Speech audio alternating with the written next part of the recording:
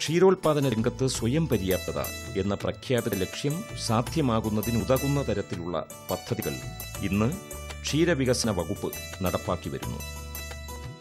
അതിന്റെ ഫലമായി പാൽ സംഭരണത്തിൽ തന്നെ ഗണ്യമായ വർധനവുണ്ടായിട്ടുണ്ട്. സംസ്ഥാനത്ത് പ്രതിദിന സംഭരണം 78 ലക്ഷം ലിറ്ററാണ്. ക്ഷീരസഹകരണ സംഘങ്ങളുടെ അടിസ്ഥാന സൗകര്യ വികസനം, ഓട്ടോമേഷൻ, ഹൈജീനിക് മിൽക്ക് റൂം നിർമ്മാണം, ശീതീകരണ പ്ലാന്റുകൾ, പ്രോസസ്സിംഗ് പ്ലാന്റുകൾ, ഫാറ ഫെസിലിറ്റേഷൻ സെന്ററുകൾ തുടങ്ങിയവ സ്ഥാപിക്കുക വഴി ക്ഷീരസഹകരണ സംഘങ്ങളുടെ പ്രവർത്തനങ്ങൾ കൂടുതൽ കാര്യക്ഷമവും സുതാര്യവുമായി. പാൽ പരിശോധനാ സംവിധാനങ്ങൾ മെച്ചപ്പെടുത്തുവാനും കടക്കണിയിലായ കർഷകർക്ക് ധനാശ്വാസം നൽകുവാനും കഴിഞ്ഞു. തീറ്റപ്പുൾ വികസന പദ്ധതി, മിൽക്ക് ഷെഡ് വികസന പദ്ധതി എന്നിവ നടപ്പിലാക്കുകയും ചെയ്തു. തീറ്റപ്പുൾ വർഷാചരണത്തിന്റെ ഭാഗമായി തരിശുഭൂമിയിൽ തീറ്റപ്പുൾ കൃഷി വിപുലമാക്കി. സംസ്ഥാന ക്ഷീരസംഗമം, ഡയറി സെമിനാർ ഇവ സംഘടിപ്പിക്കുന്നത് വഴി ക്ഷീരമേഖലയ്ക്ക് പുത്തൻ ഉണർവും കാഴ്ചപ്പാടും കൈവന്നു. ഈ അവസരത്തിൽ ക്ഷീരകർഷക മേഖലയിലെ പ്രശ്നങ്ങൾ ചർച്ച ചെയ്യുന്നത് ഉചിതമായിരിക്കും എന്ന് കരുതുന്നു.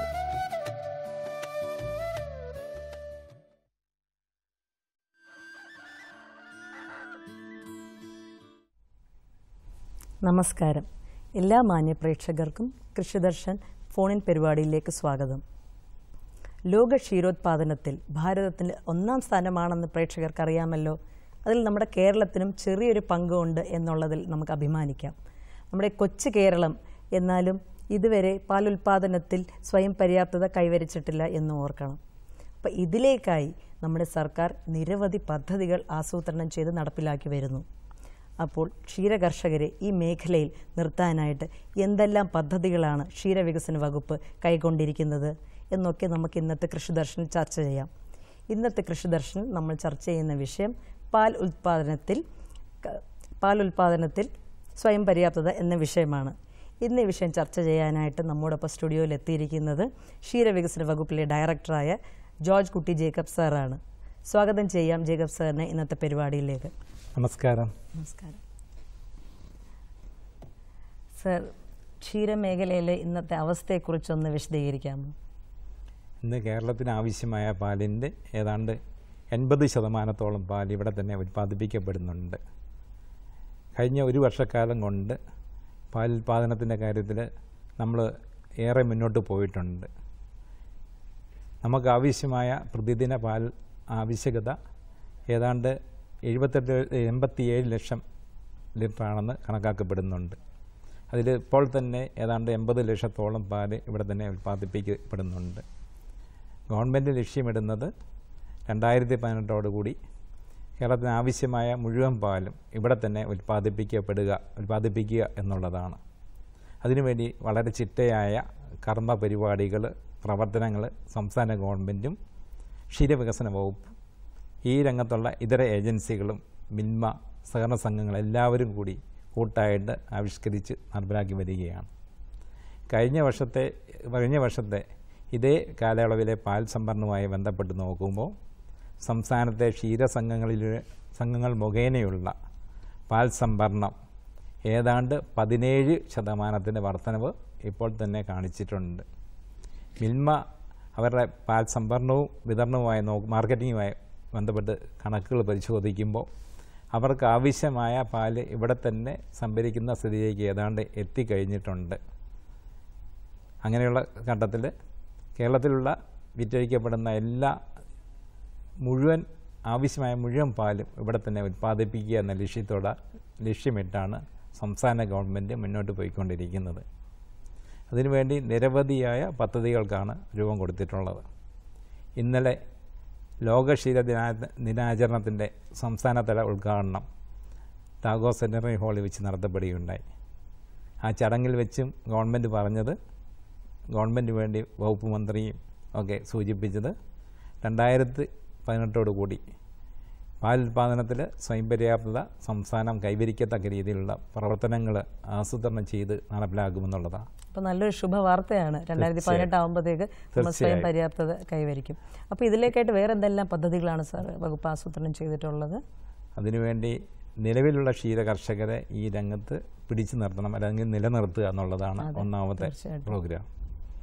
അതിനുവേണ്ടി നിലവിലുള്ള കൃഷിക്കാരെ സഹായിക്കാനുള്ള നിരവധി പദ്ധതികൾക്ക് രൂപം കൊടുത്തിട്ടുണ്ട്. ഗവൺമെൻറ് ക്ഷീരവികസന വകുപ്പിലൂടെ നടപ്പിലാക്കുന്ന മിൽക്ക് ഷെഡ് വികസന പദ്ധതി, ആ പദ്ധതി പ്രകാരം ആ പദ്ധതിയിലൂടെ നിലവിലുള്ള കൃഷിക്കാർക്കുള്ള ആവശ്യമായ അടിസ്ഥാന സൗകര്യങ്ങൾ രൂപപ്പെടുത്തുന്നതിന് ഒക്കെയുള്ള സഹായങ്ങൾ കൊടുക്കുന്നുണ്ട്. അപ്പോൾ ആ സ്കീമിൽ എത്ര പശു ഉള്ളവർക്കാണ് ഈ സ്കീം നമ്മൾ കൊടുക്കുന്നത്? മിൽക്ക് ഷെഡ് നിലവിൽ പശുക്കളെ ഒന്നിലധികം പശുക്കളെ വളർത്തുന്ന ആൾക്കാർക്കാണ് സഹായങ്ങൾ കൊടുക്കുന്നത്. ഒരു പ്രധാനപ്പെട്ട പദ്ധതി എന്താണെന്ന് ചോദിച്ചാൽ ക്ഷീരകർഷകർക്കുള്ള ആവശ്യ അധിഷ്ഠിത ധനസഹായ പദ്ധതി എന്നാണ്. ഒരു ഡയറി ഫാമിലേക്ക് അല്ലെങ്കിൽ ഒരു കൃഷിക്കാരന് ആവശ്യമുള്ള ഏത് ആവശ്യത്തിനും അദ്ദേഹം മുടക്കുന്ന തുകയുടെ 50%, അതായത് 1 ലക്ഷം രൂപ മുടക്കി കഴിഞ്ഞാൽ പരമാവധി 50,000 രൂപ വരെ അദ്ദേഹത്തിന് സബ്സിഡി കൊടുക്കുന്ന പദ്ധതി. ആ പദ്ധതിയിലൂടെ യന്ത്രം വാങ്ങിക്കുന്നതും ഒക്കെ ഉൾപ്പെടും. കറവയന്ത്രം വാങ്ങിക്കാനോ? കറവയന്ത്രത്തിന് പ്രത്യേകമായ സ്കീം വേറെയുണ്ട്. അതിന് തൊഴുത്തിൻ്റെ നവീകരണം അല്ലെങ്കിൽ തൊഴുത്ത് നിർമ്മിക്കുക, തൊഴുത്തിൽ ആധുനികമായുള്ള സൗകര്യങ്ങൾ റബ്ബർ മാറ്റ് കൊടുക്കുക, അതുപോലെ പശുക്കൾക്ക് ചൂട് കുറയ്ക്കാൻ വേണ്ടിയുള്ള സ്പ്രെയർ, അതുപോലെ തന്നെ ഫാനിടുക, അതുപോലെ പ്രഷർ വാഷർ വാങ്ങുക, തൊഴുത്തിന് കാലിത്തൊഴുത്തിനോടനുബന്ധിച്ച് യൂറിയ പിറ്റ് സ്ഥാപിക്കുക, എല്ലാവിധ സൗകര്യങ്ങളും എന്താവശ്യത്തിന് വേണ്ടി ഒരു ജനറേറ്റർ വാങ്ങാൻ പോലും സഹായം കൊടുക്കാനുള്ള പദ്ധതിയുണ്ട്. ഇതിലേക്കായിട്ട് അപേക്ഷ എവിടെയാണ് സാർ അവർ നൽകേണ്ടത്? ക്ഷീരസംഘത്തിലാണോ ഡയറി ഓഫീസിലാണോ? എവിടെയാണ്? ക്ഷീരസംഘങ്ങൾ മുഖേന ക്ഷീരവികസന യൂണിറ്റിലേക്ക് അപേക്ഷ കൊടുക്കാം. സംസ്ഥാനത്തെ എല്ലാ ബ്ലോക്കുകളിലും ക്ഷീരവികസന യൂണിറ്റുകളുണ്ട്. അവിടെ അപേക്ഷ കൊടുത്താൽ മതിയാകും. അല്ലെങ്കിൽ ക്ഷീരകർഷകർ ബ്ലോക്ക് തലത്തിൽ ഓഫീസ് അന്വേഷിച്ച് പോകേണ്ടതില്ല, മറിച്ച് തൊട്ടടുത്തുള്ള ക്ഷീരസംഘങ്ങളിൽ അപേക്ഷ കൊടുക്കുകയും അവരപേക്ഷ ഞങ്ങളുടെ ക്ഷീരവികസന യൂണിറ്റിലേക്ക് എത്തിക്കുകയും ചെയ്യും. അങ്ങനെ കൊടുക്കാൻ പറ്റും എന്നുള്ളതാണ്. വളരെ നല്ലൊരു പദ്ധതിയാണ്. പുതിയ ഈ വർഷത്തെ പദ്ധതിയാണോ അല്ലെങ്കിൽ കഴിഞ്ഞ വർഷമുണ്ട്, ഈ വർഷം തുടരുന്ന പദ്ധതിയുടെ പേരെന്തായിരുന്നു? മിൽക്ക് ഷെഡ് വികസന പദ്ധതി. Milk shed development program. പിന്നെ അതോടൊപ്പം തന്നെ കൂടുതൽ പശുക്കളെ ഉള്ള ആൾക്കാരെ സംബന്ധിച്ചിടത്തോളം കറവ ഒരു പ്രശ്നമാണ്. കറവക്കാരെ കിട്ടാൻ ബുദ്ധിമുട്ടാണ്.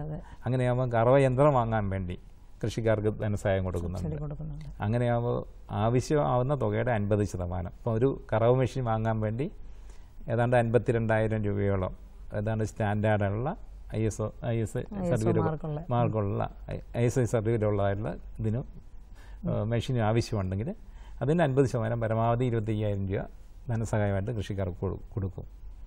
പിന്നെ അതുപോലെ തന്നെ അവരെ സഹായിക്കും. കാലിത്തീറ്റ വില വർധന ചെയ്യുന്ന കൃഷിക്കാരെ സഹായിക്കാൻ വേണ്ടി വകുപ്പ് 1 ലിറ്റർ പാല് ക്ഷീരസംഘത്തിൽ അളന്നു കഴിഞ്ഞാൽ ആ പാലിന് 1 ലിറ്റർ പാലിന് 1 രൂപ കണക്കിന് കൃഷിക്കാരുടെ പേരിൽ ആരംഭിച്ചിരിക്കുന്ന അക്കൗണ്ടിലേക്ക് ട്രാൻസ്ഫർ ചെയ്യാനുള്ള പദ്ധതി ഉണ്ട്.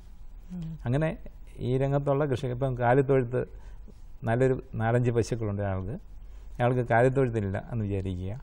തൊഴുത്ത് നിർമ്മാണത്തിന് വേണ്ടി 50,000 രൂപ സബ്സിഡിയായിട്ട് കൊടുക്കും. അദ്ദേഹം 1 ലക്ഷം രൂപ മുടക്കി തൊഴുത്ത് പണിയുമ്പോൾ അതിൻ്റെ 50% അത് കൃഷിക്കാർക്ക് സബ്സിഡിയായിട്ട് കൊടുക്കും എന്നുള്ളതാണ് പറയാനുള്ളത്. അതോടൊപ്പം തന്നെ കോളർ ലൈനിലുണ്ടെന്ന് സാറേ, അത് കഴിഞ്ഞ് നമുക്ക് തുടരാം. ഹലോ, കൃഷിദർശനിലേക്ക് സ്വാഗതം. നമസ്കാരം. നമസ്കാരം. എനിക്ക് 2 കറവ പശുവും ഒരു 3 കിടാവിനും 2 പോത്തും ഉണ്ട് മാഡം. അപ്പൊ ഒരു 2 കറവ പശുവിനെ കൂടെ എടുത്താൽ കൊള്ളാവുന്ന ആഗ്രഹമുണ്ട്. ശരി ശരി. അപ്പൊ അതിന് വേണ്ടിട്ട് മിൽമ ഇടപാടിലേക്ക് ലോൺ കിട്ടുമെന്ന് അറിയാന്. ഓക്കെ ഓക്കെ സാർ പറഞ്ഞു. എവിടെയാണ് സ്ഥലം? എവിടെയാണ്? ആലപ്പുഴ ജില്ലയിലാ സാറേ. ആലപ്പുഴ ജില്ല. ആലപ്പുഴ ജില്ലയിൽ ഏത് ബ്ലോക്കാണ്? ഹരിപ്പാട് ബ്ലോക്ക്. തീർച്ചയായിട്ടും ഹരിപ്പാട് ബ്ലോക്കിൽ പ്രവർത്തിക്കുന്ന ക്ഷീരവികസന യൂണിറ്റിൽ നിങ്ങൾ അപേക്ഷ കൊടുക്കുക. 2 പശുവിനെ വാങ്ങുന്ന പദ്ധതിക്ക് ധനസഹായം കൊടുക്കാൻ സാധിക്കുന്നതാണ്. 64,000 രൂപ സബ്സിഡി ആയി നിങ്ങൾക്ക് ലഭിക്കും.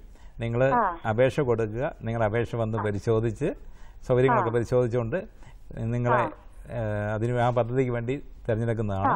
നിങ്ങൾ 2 പശുവിനെ പുറമേന്ന് വാങ്ങണം. നിങ്ങൾ തൊട്ടടുത്ത പഞ്ചായത്തിൽ നിന്നോ തൊട്ടടുത്ത ജില്ലയിൽ നിന്ന് വാങ്ങിയാൽ അതിന് സഹായം തരാൻ പറ്റില്ല. അന്യ സംസ്ഥാനങ്ങളിൽ നിന്ന് പശുക്കളൊക്കെ വാങ്ങണം. കാരണം ഇവിടെ സംസ്ഥാനത്തെ പശുക്കളുടെ എണ്ണത്തിൽ വർധന ഉണ്ടാക്കുക എന്നുള്ളതാണ് ഞങ്ങളുടെ ലക്ഷ്യം. അതുകൊണ്ട് തന്നെ പശുക്കളെ പുറമേ നിന്ന് കൊണ്ടുവരുന്നുള്ള വ്യവസ്ഥയുണ്ട്. അതിനുവേണ്ടി 2 പശുവിൻ്റെ ഡയറി യൂണിറ്റ് ആരംഭിക്കാൻ വേണ്ടി നിങ്ങൾക്ക് 64,000 രൂപ സബ്സിഡിയായി കിട്ടാനുള്ള വ്യവസ്ഥയുണ്ട്. ഹരിപ്പാട് ക്ഷീരവികസന യൂണിറ്റ് നിങ്ങൾ പോയി അപേക്ഷ കൊടുത്താൽ മതി. അതാണ് എനിക്ക് അതിനെക്കുറിച്ച് സൂചിപ്പിക്കാനുള്ളത്. ഇൻഷുർ ചെയ്യാനുള്ള പദ്ധതി മൃഗസംരക്ഷണ വകുപ്പാണ് നടപ്പിലാക്കിക്കൊണ്ടിരിക്കുന്നത്. അതിനുള്ള വ്യവസ്ഥ വെറ്റിനറി ഹോസ്പിറ്റലുമായി ബന്ധപ്പെട്ട് നിങ്ങൾക്ക് ഇൻഷുറൻസും സാധ്യമാണ്. അപേക്ഷ കൊടുത്താൽ മതിയാവും. അടുത്ത മൃഗാശുപത്രി ചെന്ന് ഇതിനെ കുറിച്ച് പറഞ്ഞപ്പോ അവര് ഞങ്ങളെ ബാങ്കിൽ പറഞ്ഞു കേട്ടു. ബാങ്കിൽ ചെന്ന് ചോദിച്ചപ്പോ ഞങ്ങൾക്ക് ലോൺ തന്നില്ല, തരത്തില്ലെന്ന് പറഞ്ഞു.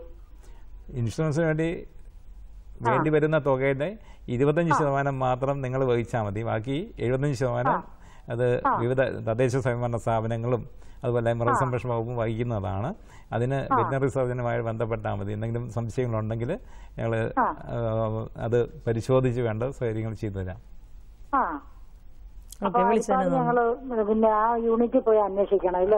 തീർച്ചയായിട്ടും അത് അടുത്തുള്ള മൃഗാശുപത്രിയിൽ പോയി അന്വേഷിച്ചാട്ടെ. ഇപ്പൊ പുതിയൊരു സ്കീമുണ്ട്, കന്നുകാലികളുടെ ഇൻഷുറൻസിനുള്ള പുതിയ സ്കീമുണ്ട്.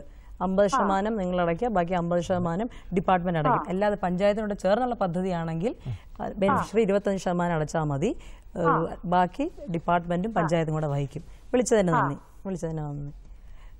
സാർ. നമ്മൾ നേരത്തെ പറഞ്ഞതിലേക്ക് ഇങ്ങനെ തിരിച്ചു വരാം.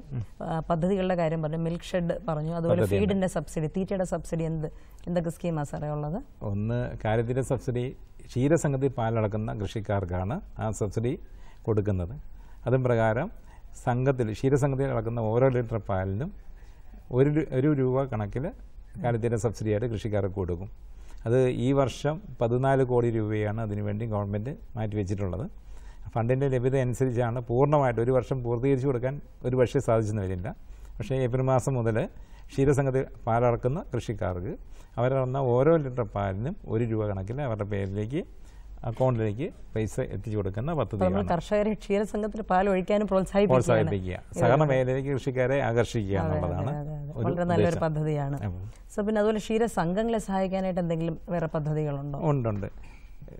സംസ്ഥാനത്തെ ക്ഷീര കർഷകരെ സഹകരണ ശൃംഖലയിലേക്ക് കൊണ്ടുവരിക എന്നുള്ളതാണ് വകുപ്പിൻ്റെ ലക്ഷ്യം.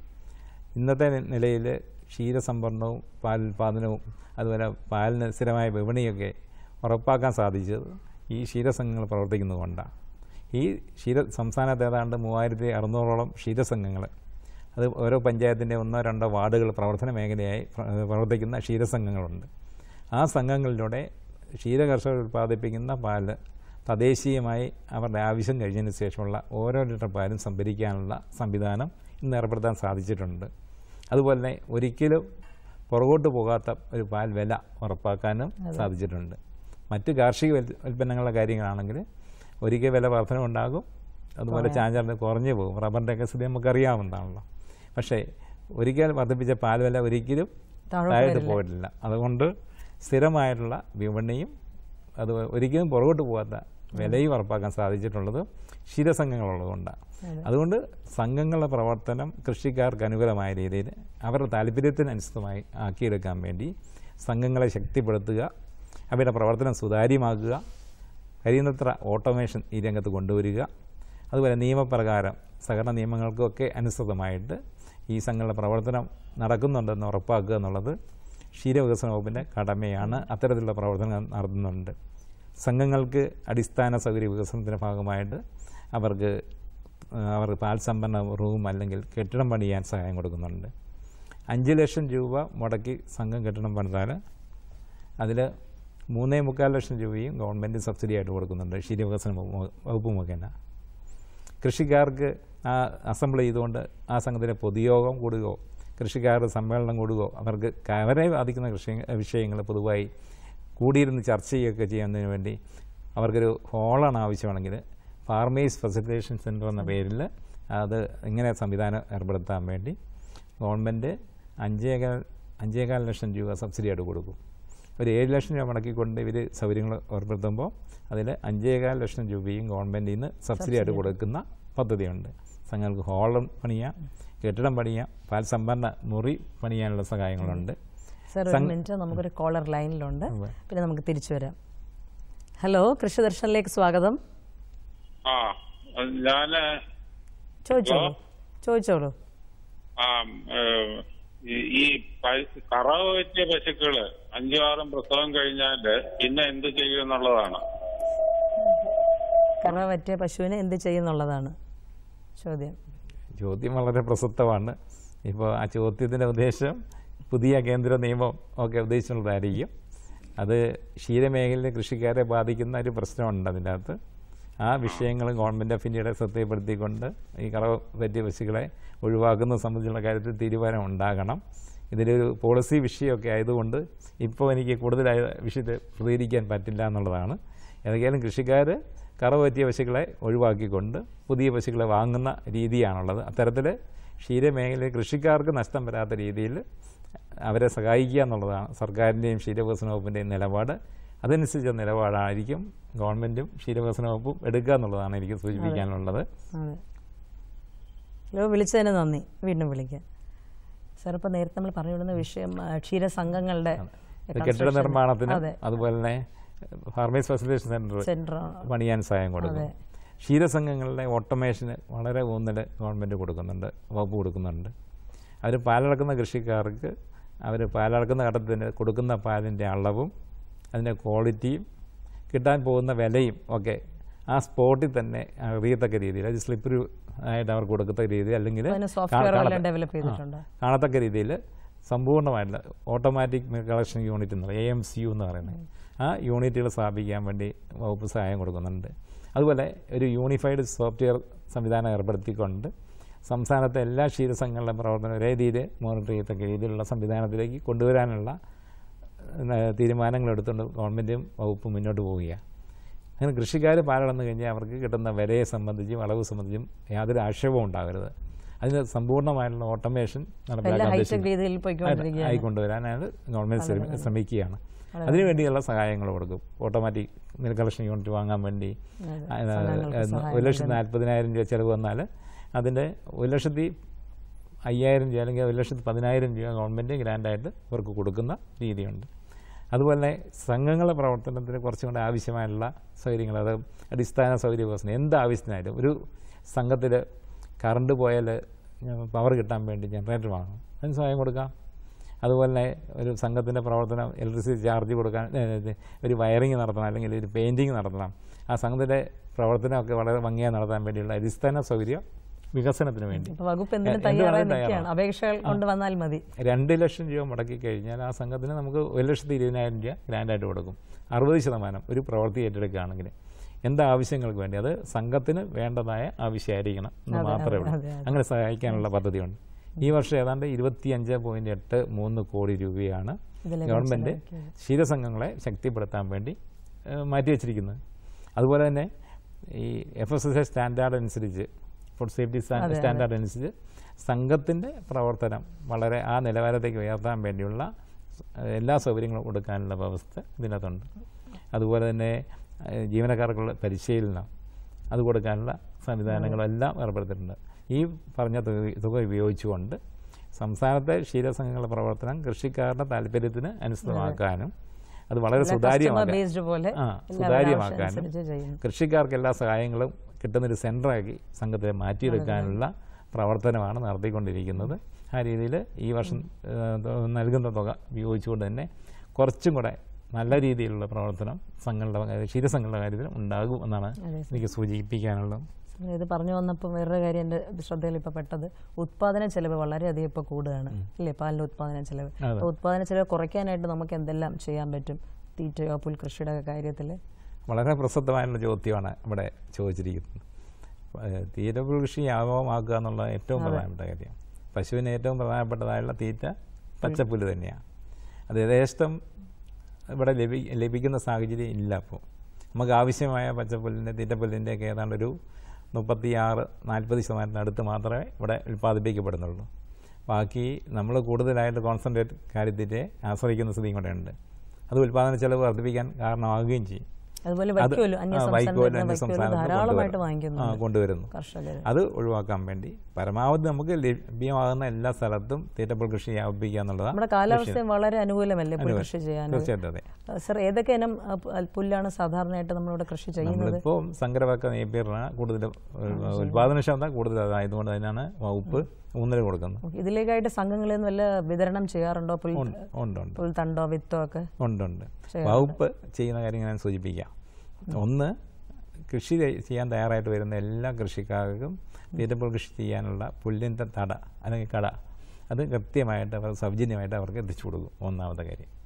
20 സെൻറ്റ് സ്ഥലത്ത് കൂടുതൽ പുൽകൃഷി ചെയ്യാനായിട്ട് തയ്യാറാകുകയാണെങ്കിൽ അവർക്ക് കൃഷി ചെലവിനുള്ള തുകയും കൂടെ, അത് 1 ഹെക്ടർ സ്ഥലത്തിന് പുൽക്കടയുടെ വില ഉൾപ്പെടെ 1 ഹെക്ടറിന് 20,000 രൂപ വെച്ച് കൊടുക്കാനുള്ള പദ്ധതിയുണ്ട്.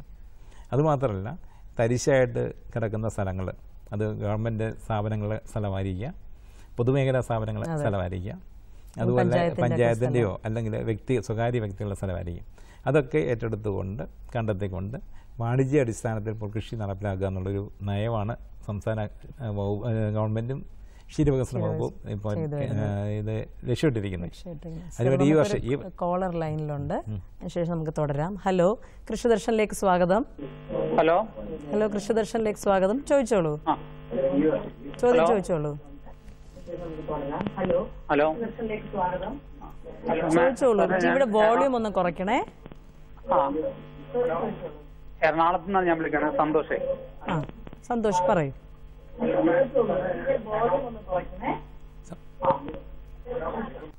ടി വി ഒന്ന് ഓഫ് ചെയ്താൽ ഉപകാരമായിരുന്നു. ടിവിയുടെ വോളിയം മ്യൂട്ട് ആക്കിയാട്ടെ, അല്ലെങ്കിൽ എക്കോ വരുന്നുണ്ട്. എന്നിട്ട് ചോദിക്കൂ.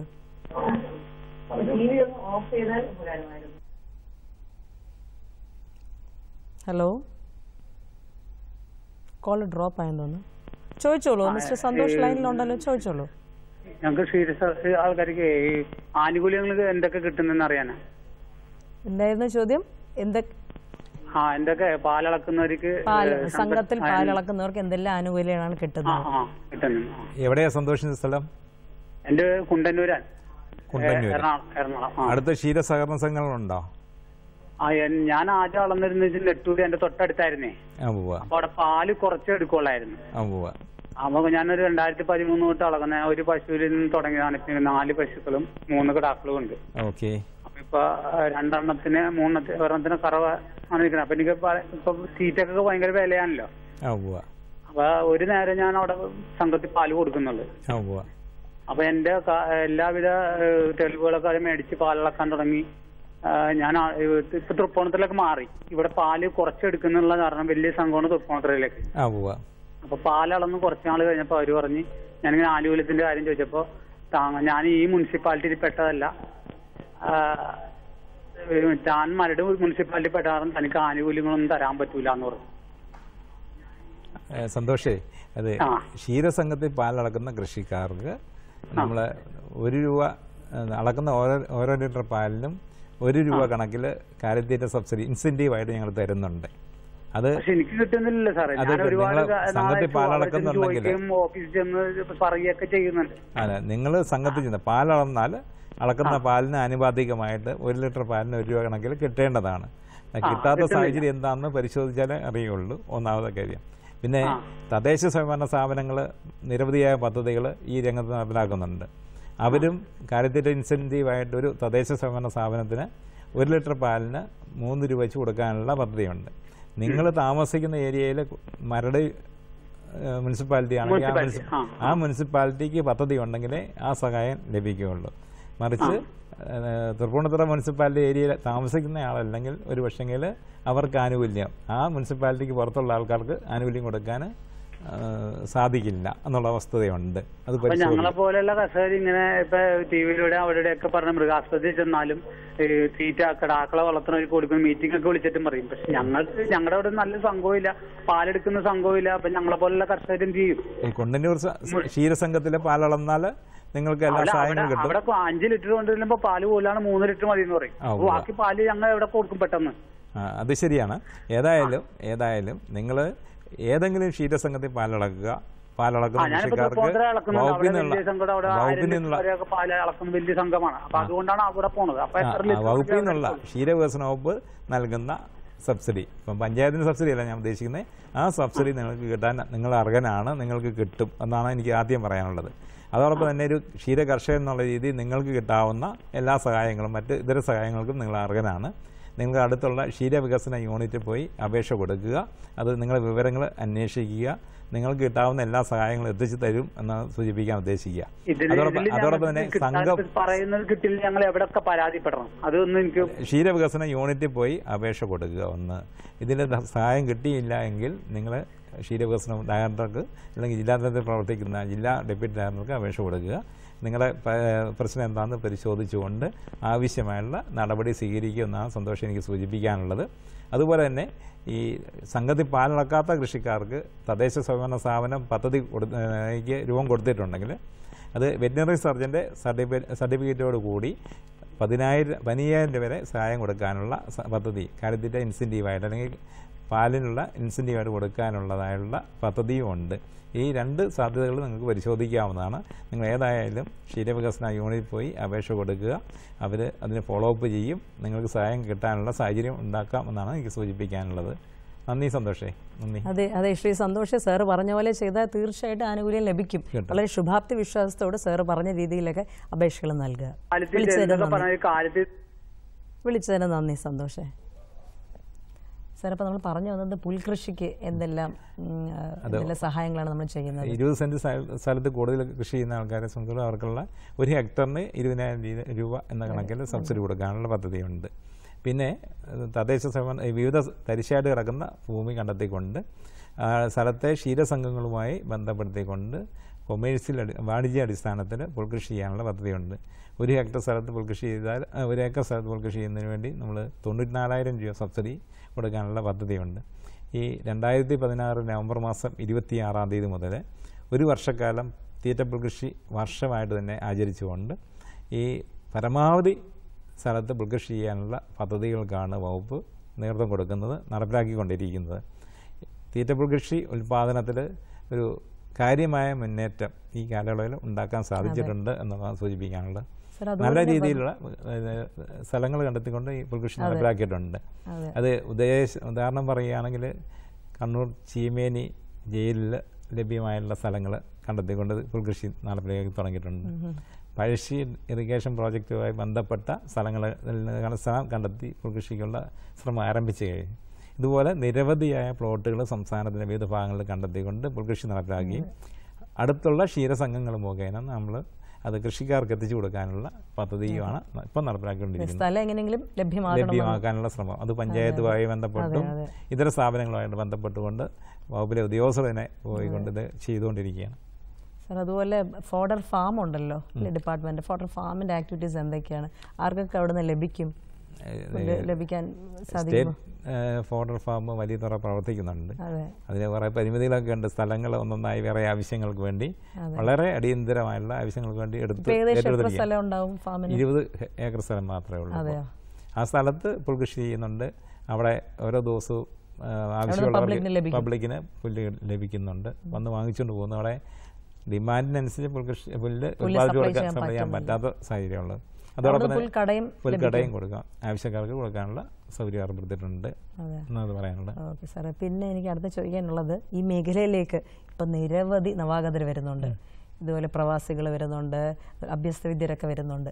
അവരെ ആകർഷിക്കാനായിട്ട് വകുപ്പ് എന്തെല്ലാം ഒരുക്കങ്ങൾ ചെയ്തിട്ടുണ്ട്? എന്നുവെച്ചാൽ അവർ വളരെ പ്രതീക്ഷയോടാണ് വരുന്നത്. ഞാൻ ആദ്യം തന്നെ സൂചിപ്പിച്ചു കഴിഞ്ഞു, നിലവിലുള്ള കൃഷിക്കാരെ ഈ രംഗത്ത് പിടിച്ചു നിർത്തുക, അതോടൊപ്പം പുതിയ സംരംഭകരെ ഈ രംഗത്തേക്ക് വരണം. അതിനുവേണ്ടി ഞങ്ങൾ തോന്നൽ കൊടുക്കുന്ന പുതിയ എൻ്റർപ്രണേഴ്സിനെ ആകർഷിക്കാൻ വേണ്ടി അങ്ങനെയുള്ളവരെ, പ്രത്യേകിച്ച് യുവതിയുവാക്കളെ കണ്ടെത്തിക്കൊണ്ട് അവർക്ക് സഹായം എത്തിച്ചു കൊടുക്കുക എന്നുള്ളതാണ്. ഇപ്പോൾ ഒരു കൃഷിക്കാരന് ഒരു പശുവിനെ വാങ്ങണം, അല്ലെങ്കിൽ ഒരു പശു കൊണ്ട് രണ്ടാമതൊരു പശുവിനെ വാങ്ങണം എന്നുണ്ടെങ്കിൽ അദ്ദേഹത്തിന് സഹായം കൊടുക്കാനുള്ള പദ്ധതി MSDP പദ്ധതിയിലുണ്ട്. ഒരു പശുവിനെ വാങ്ങാൻ വേണ്ടി 32,000 രൂപ ഗവൺമെൻറ് ഗ്രാൻഡായിട്ട് കൊടുക്കും, വകുപ്പിന് സബ്സിഡി ആയിട്ട് കൊടുക്കും. ഇത് 2 പശുവിൻ്റെ ഡയറി യൂണിറ്റ് ആണെങ്കിൽ ആരംഭിക്കാൻ പോകുന്നെങ്കിൽ 64,000 രൂപ കൊടുക്കുന്നുണ്ട്. 5 കുറച്ചും കൂടെ സൗകര്യങ്ങളുണ്ട്, കുറച്ച് സ്ഥലമുണ്ട്, പശുവിനെ വളർത്താനും തീറ്റപ്പുൾ കൃഷി നടപ്പിലാക്കാനുള്ള സ്ഥലമൊക്കെ ഉണ്ടെങ്കിൽ താല്പര്യമുള്ള കൃഷിക്കാരനാണെങ്കിൽ ഒരു പ്രധാനപ്പെട്ട ഒരു വരുമാന മാർഗ്ഗം ഇതിനെ കണ്ടുകൊണ്ട് ആ രംഗത്തേക്ക് വരാൻ പോകുന്ന ആളാണെങ്കിൽ അദ്ദേഹത്തിന് 5 പശുവിൻ്റെ ഡയറി യൂണിറ്റ് ആരംഭിക്കാൻ വേണ്ടി 1,75,000 രൂപ സബ്സിഡി ആയിട്ട് കൊടുക്കുന്നുണ്ട്. പിന്നെ കുറച്ചും കൂടെ വിപുലമായ തോതിൽ ഈ പദ്ധതി നടപ്പിലാക്കാൻ പറ്റുന്ന താല്പര്യം ഡയറിങ് അല്ലെങ്കിൽ ഡയറി ഫാമിങ്ങിലേക്ക് കടന്നു വരാൻ താല്പര്യമുള്ള ആളാണെങ്കിൽ അദ്ദേഹത്തിന് നമ്മൾ 3,50,000 രൂപയാണ് ഗവൺമെൻറ് സബ്സിഡി ആയിട്ട് കൊടുക്കുന്നത്.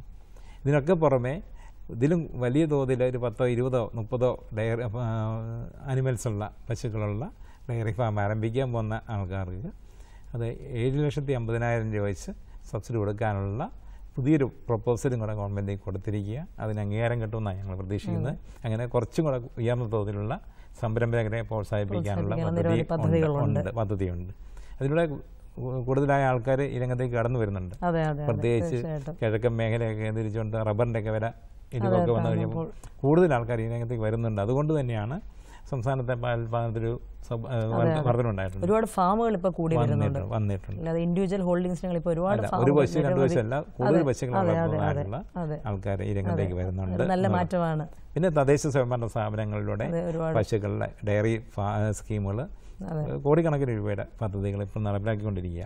അപ്പോൾ വകുപ്പിൻ്റെ പദ്ധതികളും അതുപോലെ LSD സ്ഥാപനങ്ങളുടെ പദ്ധതികളും പിന്നെ മിൽമ, ഇതര AH ഡിപ്പാർട്ട്മെൻറ്റ്, മൃഗസംരക്ഷണ വകുപ്പ് തുടങ്ങിയ എല്ലാ വകുപ്പുകളുടെയൊക്കെ സപ്പോർട്ടോടുകൂടി പുതുതായ ഒത്തിരി പേര് ഈ രംഗത്തേക്ക് വരുന്നുണ്ട്. അങ്ങനെ മൊത്തത്തിൽ ഈ മേഖലയിൽ ഒരു സജീവത വന്നിട്ടുണ്ട്, ഉൽപാദന വർധനവും ഉണ്ടായിട്ടുണ്ട് എന്നാണ് സൂചിപ്പിക്കുന്നത്. ഇന്റഗ്രേഷൻ വന്നിട്ടുണ്ട്. എല്ലാ വകുപ്പുകൾ തമ്മിൽ ചേർന്ന് നടത്തുന്ന ഒരുപാട് സംയുക്ത ഒരേ ലക്ഷ്യത്തിലേക്ക് എല്ലാവരും കൂടെ ഒരുമിച്ച് നീങ്ങുന്നൊരു പ്രതീതി ഉണ്ടായിട്ടുണ്ട് എന്നാണ് സൂചിപ്പിക്കാനുള്ളത്.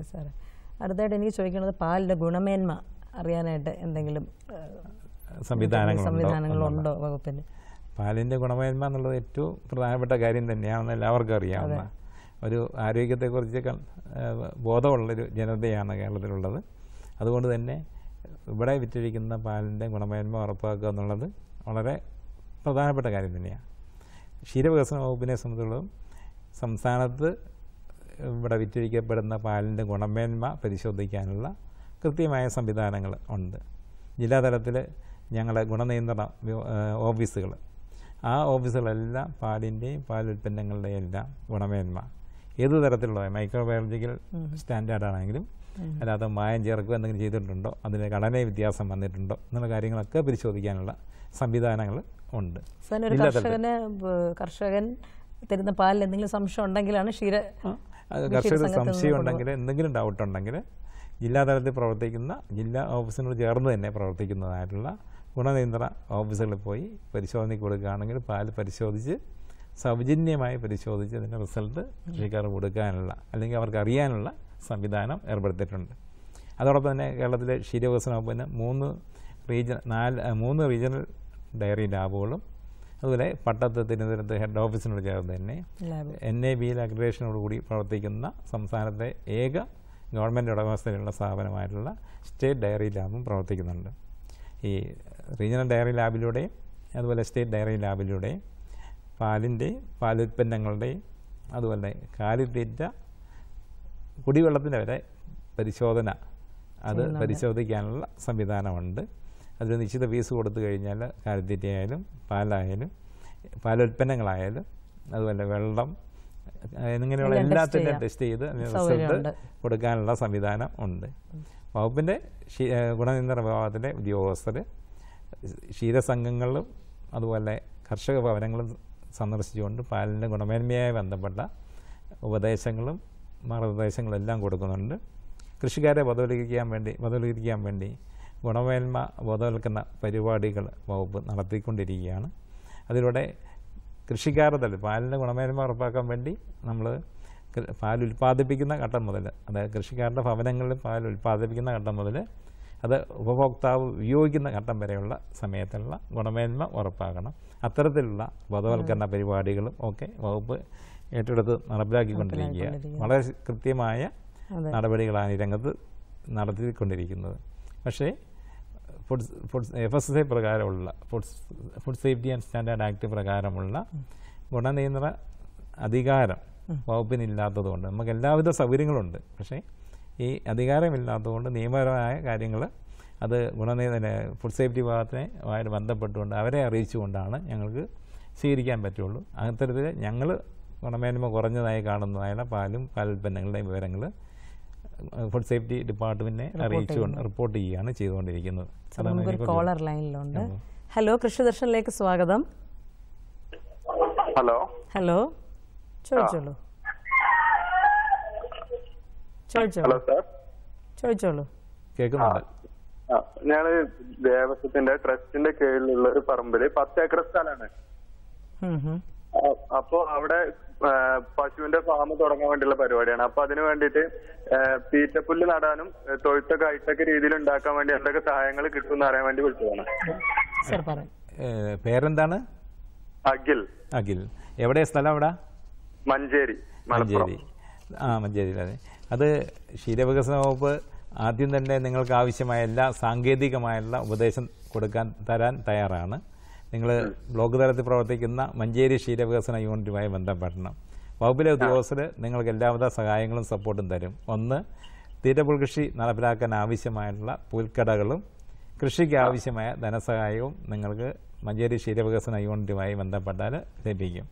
അതോടൊപ്പം തന്നെ പുതിയ ഫാം ആരംഭിക്കാൻ പോവുകയാണെങ്കിൽ നിങ്ങൾക്ക് ധാരാളം അപേക്ഷകർ ഡയറി ഫാം ആരംഭിക്കാൻ വേണ്ടി അപേക്ഷ തരുന്നുണ്ട്. നിങ്ങളുടെ അർഹത പരിശോധിച്ച് നോക്കിയതിന് ശേഷം ഞങ്ങൾക്ക് ഇപ്പോൾ നൽകാവുന്നത് പരമാവധി 10 പശുവിൻ്റെ ഡയറി യൂണിറ്റ് ആരംഭിക്കാനുള്ള സഹായമാണ്. അത് വരെയുള്ള അല്ലെങ്കിൽ കിടാരികളെ സംരക്ഷിക്കാനുള്ള പദ്ധതിയുണ്ട്. 10 കിടാരികളുടെ യൂണിറ്റ് ആരംഭിക്കുകയാണെങ്കിൽ 1,85,000 രൂപ സബ്സിഡിയായിട്ട് നിങ്ങൾക്ക് ലഭിക്കും. ഈ 2 കാര്യങ്ങൾക്കും വേണ്ടിയുള്ള അപേക്ഷ നിങ്ങൾ മഞ്ചേരി ക്ഷീരവികസന യൂണിറ്റ് കൊടുക്കുക. അന്നേരം അത് പരിശോധിച്ച് നിങ്ങളുടെ അർഹതയും നിങ്ങൾ പറഞ്ഞത് ശരിയാണെന്ന് പരിശോധിച്ച് പുൽകൃഷിയും അതുപോലെ തന്നെ ഡയറി ഫാം ആരംഭിക്കാനുള്ള സൗകര്യങ്ങളും ഉണ്ടെങ്കിൽ തീർച്ചയായിട്ടും ആ സഹായം കിട്ടാനുള്ള സാഹചര്യം ഉണ്ടാകും. നിങ്ങൾ മഞ്ചേരി ക്ഷീരവികസന യൂണിറ്റുമായിട്ട് ബന്ധപ്പെടണം, അപേക്ഷ കൊടുക്കണം എന്നുള്ളതാണ് എനിക്ക് സൂചിപ്പിക്കാനുള്ളത്. അതോടൊപ്പം തന്നെ സാങ്കേതികമായ ഉപദേശങ്ങൾ, എങ്ങനെ ഫാം ആരംഭിക്കണം, എന്തൊക്കെ കാര്യങ്ങൾ ചെയ്യണം, തൊഴുത്ത് എങ്ങനെ ഉണ്ടാക്കണം, പശുക്കൾ ഏത് തരത്തിലുള്ളതിനെ വാങ്ങണം എന്നുള്ള കാര്യങ്ങളൊക്കെ സംബന്ധിച്ചുള്ള സാങ്കേതിക ഉപദേശവും നിങ്ങൾക്ക് ലഭിക്കും എന്നുള്ളതാണ് സൂചിപ്പിക്കാനുള്ളത്. ട്രസ്റ്റിന്റെ കീഴിൽ തുടങ്ങുമ്പോഴേ എന്തൊക്കെ രേഖകൾ നമ്മൾ ചെയ്യേണ്ടത്? പേപ്പർ വർക്കൊക്കെ അപേക്ഷ തന്നാൽ മതി. നിങ്ങളുടെ ട്രസ്റ്റ് രജിസ്ട്രേഷൻ സർട്ടിഫിക്കറ്റ് അതുപോലുള്ള രേഖകൾ വേണം.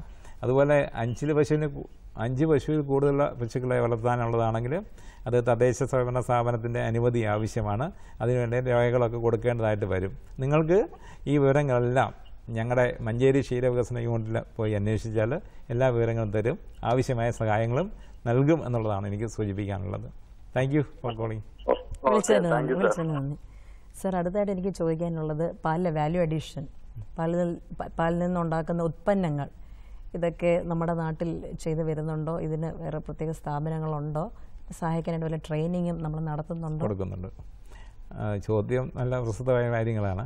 വാല്യൂ അഡീഷനിലൂടെ മാത്രമേ നമുക്ക് പരമാവധി പാൽവില കൃഷിക്കാർക്ക് കൂടുതൽ വരുമാനം കൊടുക്കാൻ സാധിക്കുകയുള്ളൂ എന്നുള്ളതാണ്. കേരളത്തിൽ പാലിൻ്റെ വിപണനം നടത്തുന്നത് കേരള കോഓപ്പറേറ്റീവ് മിൽക്ക് മാർക്കറ്റിംഗ് ഫെഡറേഷനും റീജിയണൽ യൂണിയനുകളുമാണ്. അവർ മുഖാന്തരമാണ് പാൽ സംഭരിക്കുകയൊക്കെ ചെയ്യുന്നത്. റീജിയണൽ യൂണിയനുകൾ പാൽ ഉൽപ്പന്നങ്ങൾ ധാരാളമായിട്ട് ഉൽപ്പാദിപ്പിച്ച് നൽകുന്നുണ്ട്, വിതരണം ചെയ്യുന്നുണ്ട്.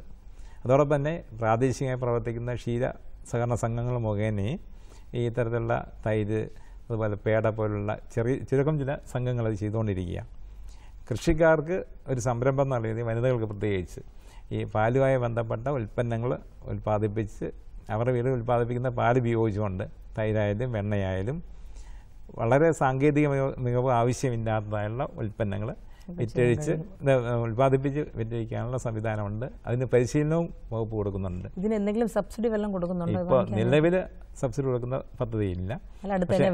അതിനുള്ള സാധ്യത പരിശോധിക്കും എന്നാണ് പറയാനുള്ളത്. ക്ഷീരപരിശീലന കേന്ദ്രങ്ങളിൽ പാലുൽപ്പന്ന നിർമ്മാണത്തിൽ 15 ദിവസം നീണ്ടു നിൽക്കുന്നതായിട്ടുള്ള പരിശീലന പരിപാടി നൽകി വരുന്നുണ്ട്. അത് കൃഷിക്കാർക്കും വനിതകൾക്കും എല്ലാവർക്കും പരമാവധി പ്രയോജനപ്പെടുത്താവുന്ന കുടുംബശ്രീയുടെ പ്രവർത്തകർക്കൊക്കെ ചെയ്യാവുന്നതാണ്. പാല്, തൈര്, നെയ്യ്, ചോക്ലേറ്റ്, അതുപോലെ പാൽ പായസം, സംഭാരം, ഇങ്ങനെ നിരവധിയായ സാധ്യതയുണ്ട്. സ്വയം തൊഴിൽ കണ്ടെത്താൻ വേണ്ടിയുള്ള പദ്ധതിയുടെ ഭാഗമായിട്ട് തന്നെ അത് കൊണ്ടുവരാമെന്നുള്ള ചെയ്യാവുന്നതാണെന്ന് എനിക്ക് സൂചിപ്പിക്കാനുള്ളത്. നമ്മൾ കുടുംബശ്രീ സംഘത്തിൻ്റെ കാര്യം പറഞ്ഞപ്പോഴാണ് ഒരു കാര്യം എനിക്ക് ഓർമ്മയിൽ വന്നത്. ഇവർക്ക് നമ്മൾ വേറെ ഇൻഡിവിജ്വൽസിന് കൊടുക്കുന്ന സബ്സിഡി പോലെ ഇവർക്ക് കൊടുക്കാൻ പറ്റുമോ? നമുക്ക് വ്യക്തിഗത ആനുകൂല്യങ്ങൾ പോലെ ഇവർക്കും കൊടുക്കാൻ പറ്റുമോ? പശു വളർത്താനോ അതുപോലെ തൊഴുത്തിൻ്റെ സബ്സിഡിയോ കുടുംബശ്രീ സംഘത്തിന് നമുക്ക് കൊടുക്കാൻ സംഘത്തിനല്ല, മറിച്ച് അതിലെ അംഗങ്ങൾക്ക് വ്യക്തിപരമായിട്ട് അല്ലെങ്കിൽ ഒരു ഗ്രൂപ്പായിട്ട് അങ്ങനെ പറ്റുള്ളൂ. സംഘത്തിന്റെ മൊത്തത്തിൽ പറ്റില്ല, അങ്ങനെ പറ്റില്ല. വ്യക്തികളുടെ പേരിൽ കൊടുക്കാന്നുള്ളതാണ് മാത്രമേ ആനുകൂല്യം ഇപ്പം കൊടുത്തു വരുന്നുള്ളൂ. അത് പിന്നെ മാറ്റം ആവശ്യമാണെന്നുള്ളത് പരിശോധിക്കാന്നുള്ള എനിക്ക് പറയാനുള്ളത്. അതെ അതെ അതെ സർ. പിന്നെ അടുത്തതായിട്ട് എനിക്ക് ചോദിക്കാനുള്ളത്, കടുത്ത വരൾച്ചയാണ് ഇപ്പം വന്നത്. ആ സമയത്ത് നമ്മൾ എന്തെല്ലാം സഹായങ്ങൾ ചെയ്തു കർഷകർക്ക്? വളരെ കടുത്തതായുള്ള നമ്മൾ പ്രതീക്ഷിക്കാത്ത രീതിയിലുള്ള വരൾച്ചയാണ് ഈ കഴിഞ്ഞ ഡിസംബർ മാസം മുതൽ 2-3 മാസക്കാലം സംസ്ഥാനത്ത് അനുഭവപ്പെട്ടത്. ക്ഷീര കർഷകരെ സഹായിക്കാൻ വേണ്ടി എന്നും സർക്കാരും ക്ഷീരവികസന വകുപ്പും പ്രതിജ്ഞാബദ്ധമാണ്. ഈ വരൾച്ചയുടെ ഘട്ടത്തിൽ അന്യ സംസ്ഥാനങ്ങളിൽ നിന്നും വൈക്കോലും മറ്റുള്ള കൊണ്ടുവരാൻ പച്ചപ്പുല്ലിന് ലഭ്യത കുറഞ്ഞു. വൈക്കോൽ കൊണ്ടുവരാനുള്ള തടസ്സങ്ങൾ നേരിട്ടു. വൈക്കോലിൻ്റെയൊക്കെ വില ഗണ്യമായിട്ട് ഉയരുകയും ചെയ്തു. അങ്ങനെ ഉയർന്നപ്പോൾ വകുപ്പ് ക്ഷീരസംഘങ്ങളിലൂടെ വൈക്കോൽ ചുരുങ്ങിയ വിലയ്ക്ക് കൃഷിക്കാർക്ക് എത്തിച്ചു കൊടുക്കാനുള്ള പദ്ധതി നടപ്പിലാക്കുകയുണ്ടായി. ഏതാണ്ട് സംസ്ഥാനത്തെ തിരഞ്ഞെടുക്കപ്പെട്ടതായുള്ള സംഘങ്ങൾക്ക് സബ്സിഡിയായിട്ട് 50,000 രൂപ വീതം കൊടുത്തുകൊണ്ട് വൈക്കോൽ എത്തിച്ചു കൊടുക്കാനുള്ള സംവിധാനം ഏർപ്പെടുത്തി. അതുമാത്രമല്ല, ഗവൺമെൻറ് ഒരു കാര്യം കൂടി ചെയ്തു. ബാങ്കിൽ നിന്ന് മറ്റും ലോൺ എടുത്തുകൊണ്ട് ഈ ഡയറി ആവശ്യത്തിന് വേണ്ടി ഡയറി ഫാം ആരംഭിക്കാൻ വേണ്ടി, പശുവിനെ വളർത്താൻ വേണ്ടി ലോൺ എടുത്തുകൊണ്ട് ബാങ്കിൽ നിന്ന് ലോൺ എടുത്തതിന് ശേഷം പല കാരണത്താൽ പശു തിരിച്ചടവ് നടത്താൻ പറ്റാത്ത കൃഷിക്കാരെ സഹായിക്കാനുള്ള പദ്ധതി നടപ്പിലാക്കിയിട്ടുണ്ട്. ക്ഷീര കർഷകർക്ക് ഒരു കടാശ്വാസം എന്ന രീതിയിൽ അവരുടെ വായ്പ എനിക്ക് സഹായം കൊടുക്കാനുള്ള പദ്ധതി, അതായത് ജപ്തി നടപടികളൊക്കെ വന്നതിന് ശേഷം പൈസ അടയ്ക്കാതെ ബുദ്ധിമുട്ടിലായ ക്ഷീര കർഷകരെ സഹായിക്കാൻ വേണ്ടി 5 കോടി രൂപയുടെ പദ്ധതിയാണ് കഴിഞ്ഞ വർഷം നടപ്പിലാക്കിയത്. ഈ കഴിഞ്ഞ മാർച്ച് മാസത്തിലാണ് പദ്ധതി നടപ്പിലാക്കിയത്. അതിലൂടെ നമുക്ക് 5 പശുക്കളെ വളർത്തുന്ന ഒരു കൃഷിക്കാർ 5 പശുവിനെ വാങ്ങാൻ വേണ്ടി ലോൺ എടുത്ത ആൾക്കാർക്ക് 1 ലക്ഷം രൂപ വരെ കടാശ്വാസമായിട്ട് അവരുടെ അക്കൗണ്ടിലേക്ക് അവർക്ക് കൊടുത്തു. ബാങ്ക് വായ്പ എടുത്ത ആളുടെ ബാങ്ക് അക്കൗണ്ടിലേക്കാണ് പൈസ കൊടുത്തത്. ഒരു പശുവിനാണെങ്കിൽ പരമാവധി 20,000 രൂപ എന്ന നിരക്ക് വെച്ചുകൊണ്ട് പരമാവധി ഒരു വ്യക്തിക്ക് നമുക്ക് 1 ലക്ഷം രൂപ വീതം കൊടുക്കുന്ന പദ്ധതിയാണ് നടപ്പിലാക്കിയത്. നമ്മൾ എല്ലാ അപേക്ഷകർക്ക് യഥേഷ്ടം കൊടുക്കാൻ മാത്രമുള്ള പൈസ ഇല്ലായിരുന്നു. ഒരു കൈത്താങ്ങ് എന്നുള്ള രീതിയിൽ 5 കോടി രൂപയുടെ പദ്ധതി ഈ കാര്യത്തിൽ നടപ്പിലാക്കിയിട്ടുണ്ട്. കൃഷിക്കാരുടെ ഭാഗത്തുനിന്ന് വളരെ എല്ലാവരും സ്വാഗതം ചെയ്തതായുള്ളൊരു പദ്ധതിയായിരുന്നു അത് എന്നാണ് സൂചിപ്പിക്കാനുള്ളത്. ഒരു വശത്ത് വൈക്കോൽ എത്തിച്ചു കൊടുക്കാനുള്ള പദ്ധതി നടപ്പിലാക്കി, തീറ്റ പുല്ല് സംഘങ്ങളിലൂടെ സംഭരിച്ച് കൊടുക്കാനുള്ള പദ്ധതി, അതോടൊപ്പം തന്നെ ഈ കടാശ്വാസ പദ്ധതി ഈ രംഗത്ത് നടപ്പിലാക്കി. അങ്ങനെ നിരവധിയായ ഇടപെടൽ ഗവൺമെൻറ് ഭാഗത്തുനിന്ന് ഉണ്ടായി എന്നുള്ളതാണ് പറഞ്ഞത്. അതോടൊപ്പം ഒരു കാര്യം, പ്രോഗ്രാം ഏകദേശം അതോടൊപ്പം തന്നെ ഈ കഴിഞ്ഞ ഫെബ്രുവരി മാസത്തിലാണ് പാലിൻ്റെ വില വർദ്ധിപ്പിച്ചത്. പാൽ വില 4 രൂപ വിൽപ്പന വില ടോൺ മിൽക്കിന് വില വർദ്ധിപ്പിച്ചപ്പോൾ ഗവൺമെൻറ് ഈ വർദ്ധിപ്പിച്ച വിലയുടെ മുഖ്യ ഭാഗവും കൃഷിക്കാർക്ക് കിട്ടാനുള്ള ഒരു സാഹചര്യം ഒരുക്കി. ഗവൺമെൻറ് കൃത്യമായിട്ട് ഇടപെട്ടുകൊണ്ട് 1 ലിറ്റർ പാലിന് 4 രൂപ വർദ്ധിപ്പിച്ച് കഴിഞ്ഞപ്പോൾ 3 രൂപ 35 പൈസയും കൃഷിക്കാർക്ക് കിട്ടാനുള്ള നടപടിയാണ് എടുത്തത്. പക്ഷേ അത് ടോൺ മിൽക്ക് എന്ന ലെവലിൽ വിൽക്കുന്ന പാലിൻ്റെ അതേ ക്വാളിറ്റി അല്ലെങ്കിൽ ഗുണനിലവാരമുള്ള പാലിനാണ് 3 രൂപ 30 പൈസയുടെ വർധനമുണ്ടാക്കിയത്. അത് പാല് വില ചാർട്ടിൽ കൃത്യമായ പരിഷ്കരണം വരുത്തിക്കൊണ്ട് അത് ഇപ്പം സംസ്ഥാനത്ത് സംഘങ്ങളിലൂടെ സംഭരിക്കപ്പെടുന്ന പാലിൻ്റെ ശരാശരി ഗുണനിലവാരം 4.1% കൊഴുപ്പും 8.3% SNF. ആ നിലവാരമുള്ള പാല് കൊടുക്കുന്ന കൃഷിക്കാർക്ക് സംഘത്തിൽ നിന്ന് നേരത്തെ കിട്ടിയതിനേക്കാൾ 4 രൂപ 2 പൈസയുടെ വർധന ഉറപ്പാക്കിയിട്ടുണ്ട്. അതുകൊണ്ട് തന്നെ കൃഷിക്കാർ നമുക്ക് കുറച്ചും കൂടെ സന്തുഷ്ടമായിട്ടുള്ള സാഹചര്യം ഉണ്ടായിട്ടുണ്ടെന്നുള്ളതാണ് പറയാനുള്ളത്. ഏതായാലും പാൽവില വർധനവ് പിന്നെ തദ്ദേശ സ്വയംഭരണ സ്ഥാപനങ്ങളുടെ ഏതാണ്ട് കോടിക്കണക്കിന് രൂപയുടെ 120 കോടിയോളം രൂപയുടെ പദ്ധതികളാണ് 2016-17 ക്ഷീരവികസനത്തിലെ ഉദ്യോഗസ്ഥർ തന്നെ ഈ മേഖല നടപ്പിലാക്കിയെന്ന് കണക്കാക്കുന്നു. സമയം ഏകദേശം പൂർണ്ണമാവുകയാണ്. ഇനിയും കർഷകർക്ക് ഒരുപാട് സംശയങ്ങൾ കാണും. ക്ഷീരകർഷകർക്ക് അതിഥിയെ നേരിട്ട് ഫോണിൽ വിളിച്ച് ബന്ധപ്പെടാവുന്നതാണ്. അതുപോലെ അദ്ദേഹത്തിൻ്റെ മേൽവിലാസവും തരാം. അതിഥിയുടെ മേൽവിലാസം: ജോർജ് കുട്ടി ജേക്കബ്, ഡയറക്ടർ, ക്ഷീരവികസന വകുപ്പ്, Pattom, Thiruvananthapuram. Phone number 9474747799. Phone number ആവർത്തിക്കുന്നു: 9474747799. ഏതായാലും നമ്മോടൊപ്പം ഇത്രയും നേരം ചെലവഴിച്ച് പശുക്കളുടെ വളർത്തലിനെ കുറിച്ചും അതുപോലെ എന്തെല്ലാമാണ് പദ്ധതികൾ വകുപ്പ് ചെയ്തിട്ടുള്ളത് എന്നൊക്കെ ചർച്ച ചെയ്തതിന് സാറിനോട് പ്രേക്ഷകരുടെ പേരിൽ നന്ദി പറഞ്ഞോളുന്നു. നന്ദി സാർ. നന്ദി.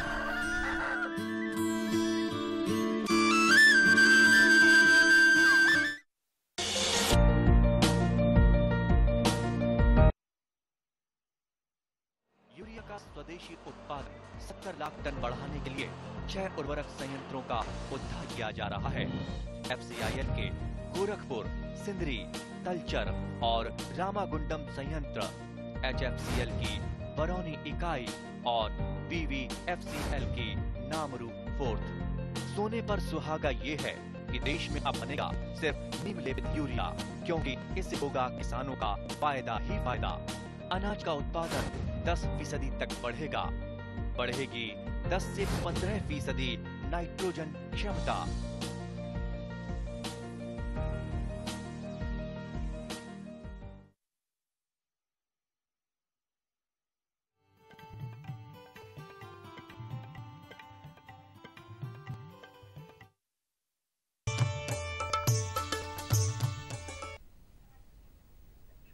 നമസ്കാരം. ദൂരദർശൻ കാർഷിക വാർത്തകളിലേക്ക് സ്വാഗതം. പ്രധാന വാർത്തകൾ. ഹൈഡ്രോപോണിക്സിലും അക്വപോണിക്സിലും പരിശീലനം. കളപ്പായലുകളെ നശിപ്പിക്കാൻ ഗ്രാസ് കാർപ്പ്. വാർത്തകൾ വിശദമായി. കാർഷിക സർവകലാശാലയിലെ വെള്ളാനിക്കര ഇൻസ്ട്രക്ഷണൽ ഫാമിൽ ഹൈഡ്രോപോണിക്സിലും അക്വപോണിക്സിലും 3 ദിവസത്തെ പരിശീലനം സംഘടിപ്പിക്കുന്നു. മണ്ണ് ഉപയോഗിക്കാതെ പൂർണ്ണമായും വെള്ളം ഉപയോഗിച്ച് കൃഷി ചെയ്യാൻ സാധിക്കുന്ന നൂതന കൃഷി രീതിയാണ് ഹൈഡ്രോപോണിക്സ്. പച്ചക്കറി കൃഷിക്കൊപ്പം മീനുകളെയും വളർത്താൻ സാധിക്കുന്നതാണ് അക്വപോണിക്സ്. വിവിധതരം ഹൈഡ്രോപോണിക് സിസ്റ്റം, അക്വപോണിക് സിസ്റ്റം, പ്രവർത്തന ഉപയോഗ പരിപാലന രീതികൾ, ഇൻസ്റ്റലേഷൻ, രോഗകീട നിയന്ത്രണം, വിളകളുടെ പരിപാലനം എന്നിവയിൽ വിദഗ്ധർ പരിശീലനം നൽകും. ജൂൺ 13 മുതൽ 15 വരെയാണ് പരിപാടി. പങ്കെടുക്കാൻ താൽപര്യമുള്ളവർക്ക് ബന്ധപ്പെടാം. ഫോൺ 7025498850.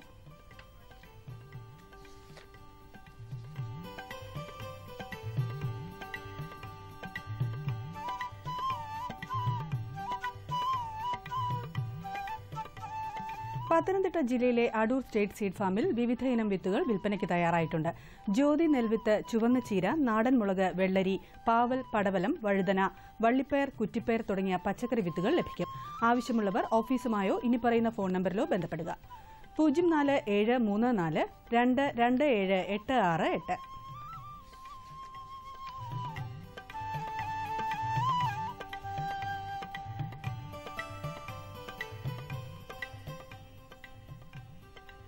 തിരുവനന്തപുരം ജില്ലയിൽ വെള്ളനാട് പ്രവർത്തിക്കുന്ന മിത്രനികേതൻ KVKയിൽ കർഷകർക്കായി വിവിധ പ്രായോഗിക പരിശീലന പരിപാടി നടത്തുന്നു. മഴമറയുടെ നിർമ്മാണവും വിളപരിപാലനവും എന്ന വിഷയത്തിൽ ജൂൺ 16 ഏകദിന പരിശീലനം സംഘടിപ്പിക്കും. പ്രവേശന ഫീസ് 50 രൂപ. കുരുമുളകിന്റെ നടീൽ രീതികളും പരിപാലനവും എന്ന വിഷയത്തിൽ ജൂൺ 15 പരിശീലനം നടക്കും. ഫീസ് 50 രൂപ. ജൂൺ 19 മുതൽ 24 വരെ കാർഷിക യന്ത്രവത്കരണത്തെ സംബന്ധിച്ച് 5 ദിവസത്തെ പരിശീലനം സംഘടിപ്പിക്കും. ട്രാക്ടർ, ടില്ലർ, ബ്രഷ് കട്ടർ, മറ്റു ലഘുയന്ത്രങ്ങൾ എന്നിവയുടെ പ്രവൃത്തി പരിചയവും അറ്റകുറ്റപ്പണികളും ഉൾപ്പെടുന്ന ഈ പരിശീലനത്തിന് 250 രൂപയാണ് ഫീസ്. വിശദവിവരങ്ങൾക്ക് 9400288040.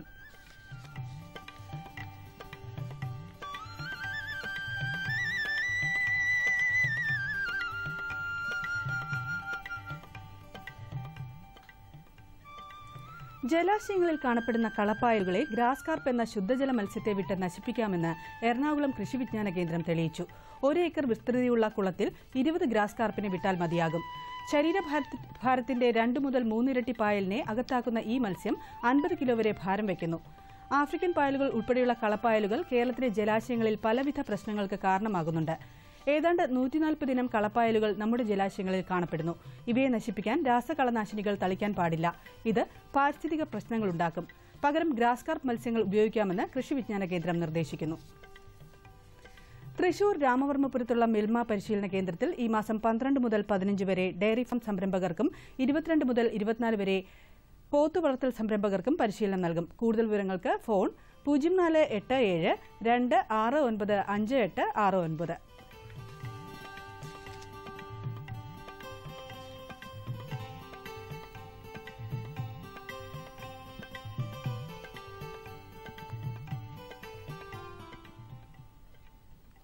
കമ്പോള നിലവാരം. വെളിച്ചെണ്ണ കൊച്ചി 12,900 രൂപ, കോഴിക്കോട് 14,600 രൂപ, തൃശൂർ 12,800 രൂപ. കൊപ്ര കൊച്ചി 8,670 രൂപ, കോഴിക്കോട് 9,400 രൂപ, തൃശൂർ 8,620 രൂപ. കുരുമുളക് അൺഗാർബിൾഡ് 49,900 രൂപ, കുരുമുളക് ഗാർബിൾഡ് 51,900 രൂപ. ചുക്ക് മീഡിയം 9,750 രൂപ, ചുക്ക് ബെസ്റ്റ് 11,750 രൂപ. മഞ്ഞൾ സേലം 8,400 രൂപ, മഞ്ഞൾ ഈറോഡ് 8,700 രൂപ. അടയ്ക്ക പഴയത് 20,000-നും 21,000-നും മധ്യേ. കൊച്ചി റബ്ബർ RSS 5 ഗ്രേഡ് 12,300 രൂപ, റബ്ബർ RSS 4 ഗ്രേഡ് 12,500 രൂപ. കോട്ടയം റബ്ബർ RSS 5 ഗ്രേഡ് 12,300 രൂപ, റബ്ബർ RSS 4 ഗ്രേഡ് 12,400 രൂപ. കമ്പോള നിലവാരം കൊച്ചിയിൽ. വെളിച്ചെണ്ണ 12,900 രൂപ, കൊപ്ര 8,670 രൂപ, പിണ്ണാക്ക് എക്സ്പെല്ലർ 2,200 രൂപ, പിണ്ണാക്ക് റോട്ടറി 2,500 രൂപ. കുരുമുളക് അൺഗാർബിൾഡ് 49,900 രൂപ, കുരുമുളക് ഗാർബിൾഡ് 51,900 രൂപ. ചുക്ക് മീഡിയം 9,750 രൂപ, ചുക്ക് ബെസ്റ്റ് 11,750 രൂപ, മഞ്ഞൾ നാടൻ 11,500 രൂപ. അടയ്ക്ക പുതിയത് 20,000-നും 21,000-നും മധ്യേ. ജാതിക്ക തൊണ്ടൻ കിലോഗ്രാമിന് 150-നും 170-നും മധ്യേ. ജാതിക്ക തൊണ്ടില്ലാത്തത് 300-നും 340-നും മധ്യേ. ജാതിപത്രി 480-നും 550-നും മധ്യേ. ഗ്രാമ്പു 670 രൂപ. റബ്ബർ RSS 5 ഗ്രേഡ് 12,300 രൂപ, റബ്ബർ RSS 4 ഗ്രേഡ് 12,500 രൂപ. ഒട്ടുപാൽ 8,200 രൂപ, ലാറ്റക്സ് 8,800 രൂപ. കമ്പോള അവലോകനം.